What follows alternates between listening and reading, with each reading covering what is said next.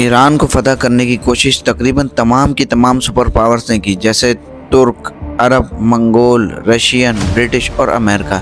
लेकिन ये तमाम के तमाम सुपर पावर्स ईरान को फतह करने में नाकाम रही। ईरान की बॉर्डर आज भी वहीं पर मौजूद है जो तकरीबन आज से 500 साल पहले मौजूद थी।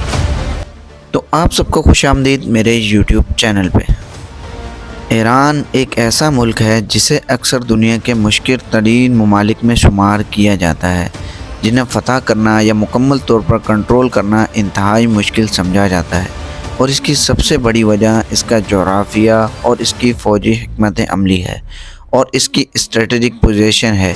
ईरान का रकबा बहुत ही वसी है और इसके अंदर फैले हुए पहाड़ी सिलसिले जैसे ज़ाग्रिस और अलबर्ज किसी भी दुश्मन के लिए कुदरती दीवार का काम करते हैं।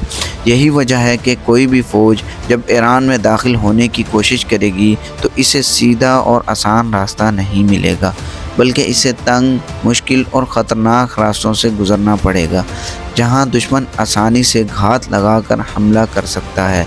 और इसके साथ साथ ईरान के वसी रेगिस्तान जैसे दश्त लो और दश्ते कुइर भी फ़ौजी नकलो हरकत को इंतहाई मुश्किल बना देते हैं, क्योंकि न सिर्फ वहाँ का दर्जा हरारत बहुत ज़्यादा होता है बल्कि पानी और सप्लाई का इंतज़ाम भी एक बहुत बड़ा चैलेंज बन जाता है।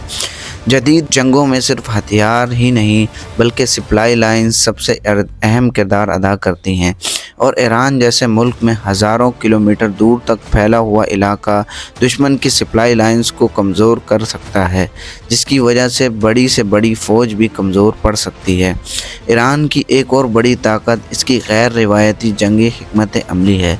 ईरान सिर्फ रिवायती फ़ौज पर इन्हिसार नहीं करता बल्कि मिसाइल टेक्नोलॉजी, ड्रोन हमलों, साइबर वारफेयर और गोरिल्ला टेक्निक्स का इस्तेमाल भी करता है, जिसका मतलब ये है कि अगर कोई ईरान मुल्क पर हमला करता है तो ईरान सीधी लड़ाई के बजाय एक लंबी और थका देने वाली जंग शुरू कर सकता है, जिसमें दुश्मन को हर जगह से नुकसान पहुंचाया जा सकता है। ईरान की बहरी हिकमत अमली भी बहुत अहम है, क्योंकि खलीज फ़ारिस के करीब वाक़ है और आबने हुरमस जैसे अहम रास्ते इस पर इसका असर व रसूख भी है, जहाँ से दुनिया का एक बड़ा हिस्सा तेल का गुज़रता है। अक्सर जंग की सूरत में ईरान इस रास्ते को मुतासिर करता है और इसका असर दुनिया की मईशत पर पड़ सकता है। यही वजह है कि बड़ी से बड़ी ताकतें भी ईरान के ख़िलाफ़ बराह रास्त जंग से गुरेज करती हैं।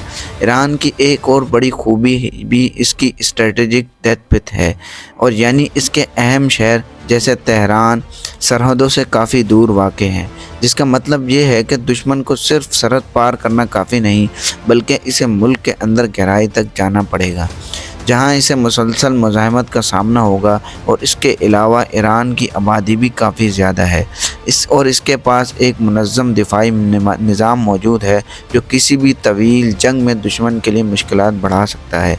तारीख़ हमें ये सिखाती है कि बड़े से बड़े ममालिक जैसे अफ़गानिस्तान, इराक़ को मुकम्मल तौर पर कंट्रोल करना आसान नहीं रहा, और ईरान इन ममालिक से कहीं ज़्यादा बड़ा और मजबूत और मुनज़्ज़म मुल्क है। इसलिए अगर कोई ताकत ईरान के ख़िलाफ़ जंग का सोचती है तो इसे न सिर्फ फ़ौजी बल्कि माशी, सियासी और आलमी सतह पर भी बड़े बुरे नताइज का सामना करना पड़ सकता है।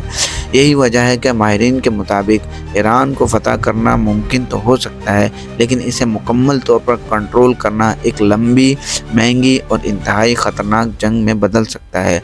और शायद यही ईरान की सबसे बड़ी ताकत है, और वो किसी भी जंग को इतना मुश्किल बना देता है कि दुश्मन जीत कर भी हार जाता है।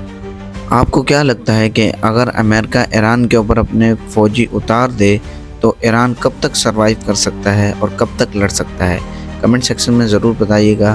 तब तक के लिए अल्लाह हाफ़िज़। मिलते हैं नेक्स्ट वीडियो में।